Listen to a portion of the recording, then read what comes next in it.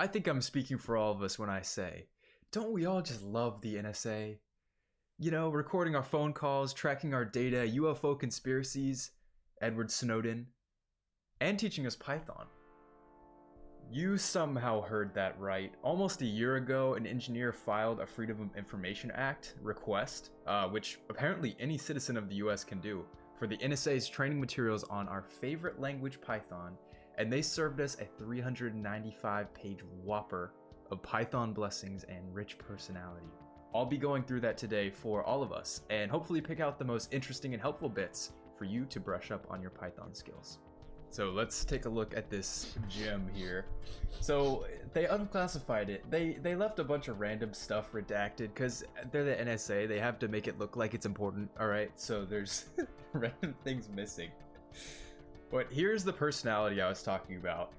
You know, we really think of the NSA as just the harbinger of humor and personality in life. And here we go, the first line in the document. So you're teaching the Python class. What have you gotten yourself into? You should probably take a few moments or possibly a few days to reconsider the life choices that have put you in this position. What? I mean, it's kind of funny, but what does that even have to do with Python? Like, what's wrong with Python? What's wrong with teaching Python? I'm offended, personally. These instructions actually recommend that you download Anaconda and Jupyter notebooks, which are actually extremely widely used in the data science industry. If you're interested in learning Python or using it, or you're a data scientist, this software is must have. So go ahead and download it. Honestly, don't follow these instructions exactly, but go ahead and download Anaconda and Jupyter Notebooks. Jupyter Notebooks is a great tool because it's so visual and easy to use. You can write scripts and put graphs right in the middle of your scripts that describe exactly what's going on. And Anaconda is amazing because it's an easy deployment of Python, but also you can super easily add different packages on, like machine learning packages or whatever you need to make your life so much easier. So the tools they use here, great choices. I actually really like how this tutorial starts out. So one of the first things it says is Python is dynamically typed. That's really important. If you're not familiar with what that means, I'll go over it real quick. Languages in programming are either statically or dynamically typed. What that means is, whenever you make a variable, if it's statically typed language, then you want to tell it exactly what kind of value that variable will hold. So if it's going to hold a number, like an integer, you would say int or integer x equals 5, let's say. So basically what that means is, you know it's going to hold an integer. You know, your program might not let you put any other kind of value in that variable. Now on the other hand, we have Python here, which is dynamically typed. That means you can just say variable x. I have x and it's a variable, and I'm not even specifying what kind of value I'm going to put in it. It could be an integer number, could be a decimal, double, or float, or it could be a string, you know, a series of letters. So you don't even have to tell Python what you're going to store in there, and as we're about to see, you can even change what you store in there. So as someone who may even be used to, you know, statically typed programming, like me for instance, it's probably my preference, you might be confused by this, but a tool that they also show you real quick here is this isInstance function. So you can actually, if you're like, I don't even know what this variable is storing, you can always use this isInstance boolean here to figure it out.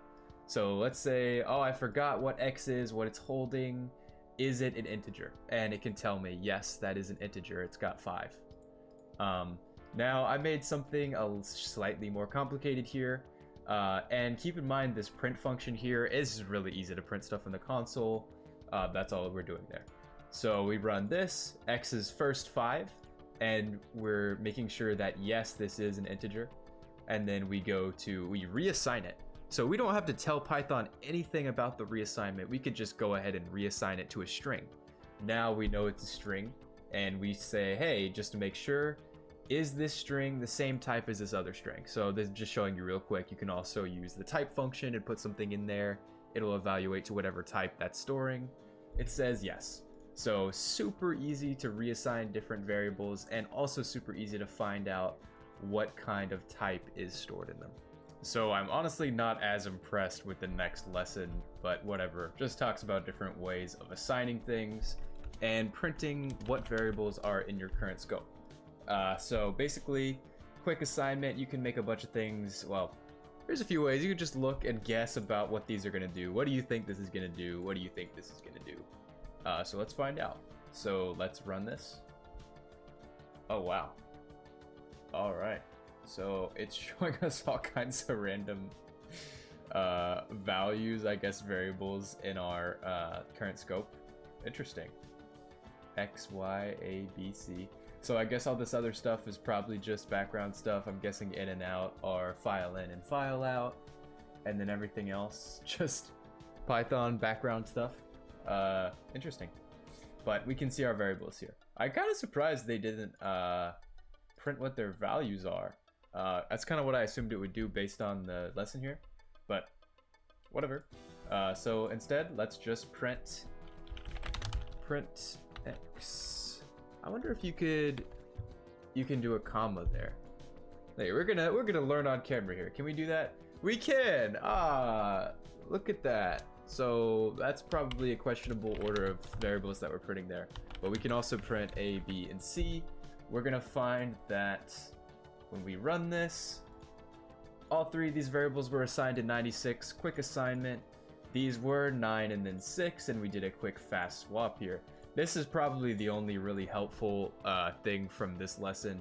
You can quickly reassign things in one line. That's nice. I don't know why they thought this was so important to mention right now, but whatever. It will get into some better stuff, so stay tuned. Still a little bit of disappointment for the way some of these things are explained, but we get into lists and then we get into some important functions. So, lists in any programming language, lists are just necessary. You need to know how to define all kinds of them. But here we have the basic type of list. You can just give it some square brackets and put whatever you want in there. So I have a couple of examples here. So this first one, using the in keyword here. So you give it some kind of element, in which case I had put capital E and then in list. So basically this is a question. I'm saying is capital E in list? And then that function looks through my list and it realizes that there's no capital E. There is a lowercase e, but that's not the same thing. So it prints false here for me. Then next I have an example that I hate a little bit more. Oh, it has this list. That's why I'm dumb. What do you have to say about I hate Python? Oh, okay. So you actually can't compare. So, see, that's the problem with having lists that have multiple variable types. You run into issues like this where maybe you accidentally put different types of elements in the same list, and then it tries to compare them in this instance because you're looking for the minimum, and it realizes that you actually can't compare between a string and an integer, which in this case would be 5 and hello world. So you actually can't compare within that list. So, just a quick lesson about Python and lists. Alright, just a couple more interesting functions that I want to take to you guys, and then you can start making your own Python programs, and I will give you an assignment in just a moment. But first, just going to show you these important functions. So, a really necessary thing whenever you're making a program is being able to access user input. So that's what this input function does. It's very simple. You just can say input and it will wait for the user to type something in the console. So I have a really simple program right here that I'm going to run. So as you can see, there's a little bar here that pops up. This is for my user input. So I'll type in 2 here and then 3 here. And it spits out 8 at the very end. And it also shows me what I input here. So it asked me twice because I have input twice here. And I set base equal to the first input and power equal to the second input. Oh, this is supposed to be... I don't even know how that worked because I changed the name. Python is such an interesting language. Anyway, so basically I have base set to this input, power equal to this second input, and then I do base, and then I have this double times thing. Only one of these would mean multiplication, and then I have power. So as you can probably tell, because 2 to the third equals 8, this is an operator that basically lets you have one thing to the power of the other. So in this case, 2 to the power of 3. And another really useful thing that I'm showing here is this int thing. So you can parse integers from strings. because whenever you call input, it's going to give whatever the user inputs as a string, not as a number, because I could have typed anything into this box. So this int function right here is turning power and base into integers so that I can take the power operation before I print the result.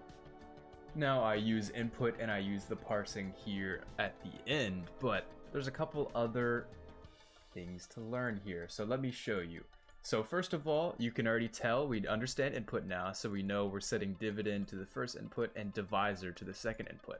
So you probably understand division. Let's say we want to divide 11 by 5, but we actually get 1 as the result. Now this is not exactly division, as you can probably see, as there is a percentage sign here instead of a slash for dividing. So what does a percentage mean? I hope you've heard of the modulus operator. It's in pretty much every programming language, but this is the hint to what it does right here, remainder. So what the modulo operation does is it gives you the remainder after performing the division asked for by the programmer. So what I'm doing is I'm making the division and I'm printing the remainder. So as you can see, that's pretty simple. 11 divided by 5. 5 will fit into 11 twice, but it leaves 1 as a remainder. So that's what it prints as the result. And we can try this with whatever other values we want. Let's say we want to divide 27 by 12. Yep, so 12 goes into 27 twice. That would be 24. 27 minus 24 is equal to 3. So it prints out 3 as our remainder. This is super useful for programs, especially when you need to know if something is divisible by another number. If you need to know if a number is divisible by, let's say, 5, you could say if x% 5 equals 0. Now let's say if there's no remainder from this division, it must be divisible by this number. So super useful. Keep that in mind, and then I have just quick explanations of these last two. You can put any number inside this round function, it'll round it to the nearest integer, and then you can put any value in this, any numeric value in this absolute value function, which it's pretty self-explanatory. Alright, so I will see you back here next week with the next Python tutorial based on our NSA resources, but first I have a little assignment for you. So in order to really learn any programming language, you need to try it out. So with the Anaconda Jupyter Notebook deployment that you've downloaded, I'm going to provide this file that I use to teach some of these lessons, and then right here at the end, I have a little assignment for you. So I'll do a quick explanation of it, and then I will say goodbye. So right here, I just made a list, and it's actually a list of lists. So the outer bracket here goes all the way to the end. You see it closes there. And then each element of this list is a small list of 2 different things. And what you're gonna do is you're gonna calculate the total cost of each grocery from this thing. You're gonna print out the most expensive out of the list. And then you'll collect user input of the amount of cash they have and tell them how much change they would have after purchasing the groceries. So just as a little quick demo of how this is work, you'd run it, say, oh, I need to buy eggs. Let's say that's like $3.20. I need to buy milk. That's only $2. I need to buy bread, $1.50. I need to buy bacon. Let's say we get the high-end bacon. All right, we get some fancy bacon. And then lastly, what else do you need? Maybe some butter. You've run out of butter. Actually, no idea how expensive butter is. I don't buy it that often. So now we see it's collected each thing, and then it prints out. Right here we have a little print line. This is important. So how you access each element in a list is you give it an index. So pretty much every array type list entry starts at 0. So the first element in the list would be the 0 element, and then 1, and then 2, and then 3, and then 4. So even though there's 5 elements total, their indexes go from 0 to 4 instead of 1 to 5. And then for a list inside a list, you can just use a second little set of square brackets here to say the 0th element, and then the 0th element inside that 0th element.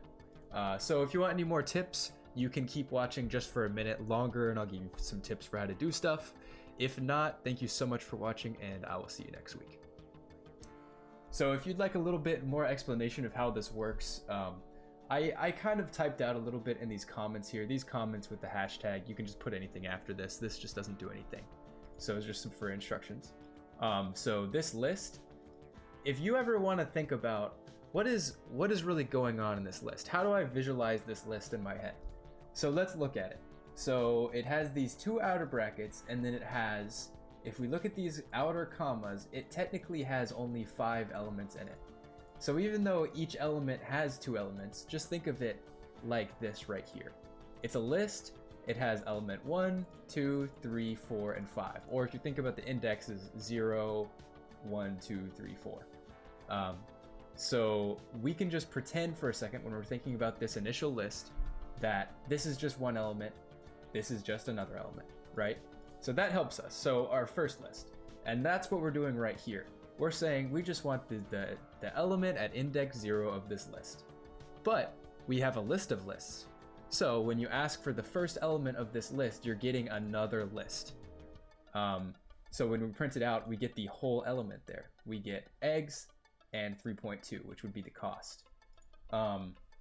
So then just think about it like this.